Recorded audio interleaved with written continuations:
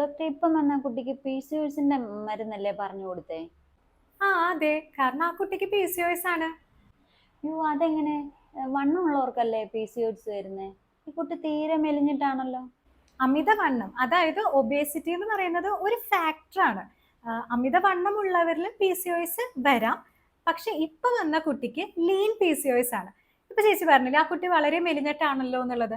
ആ കുട്ടി ശരിക്കും പറയാ കഴിഞ്ഞാൽ നോർമലി വേണ്ട ശരീരഭാരം ഇല്ല, അതിനേക്കാളും വളരെയധികം കുറവാണ്. അതുകൊണ്ടാണ് ആ കുട്ടിക്ക് PCOS വന്നിരിക്കുന്നത്.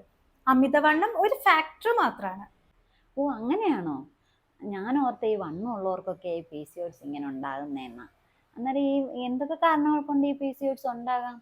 വണ്ണം ഒരു പ്രധാനപ്പെട്ട കാരണം തന്നെയാണ്. അതുപോലെ തന്നെ മറ്റു കാരണങ്ങളുണ്ട്. ഇപ്പൊ ജനറ്റിക് ആയിട്ട് പറയാച്ചുണ്ട്, ജനറ്റിക് ഒരു ഫാക്ടർ തന്നെയാണ്.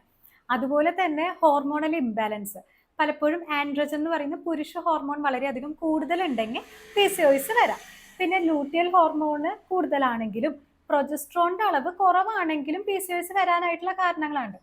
അത് മാത്രമല്ല, നമ്മുടെ ജീവിതത്തിൽ ഉണ്ടാകുന്ന സ്ട്രെസ്, ഒരുപാട് ടെൻഷൻ, ക്രോണിക് ആയിട്ട് നമ്മൾ ടെൻഷനും സ്ട്രെസ്സിലൂടെയാണ് കടന്നു പോകുന്നത്.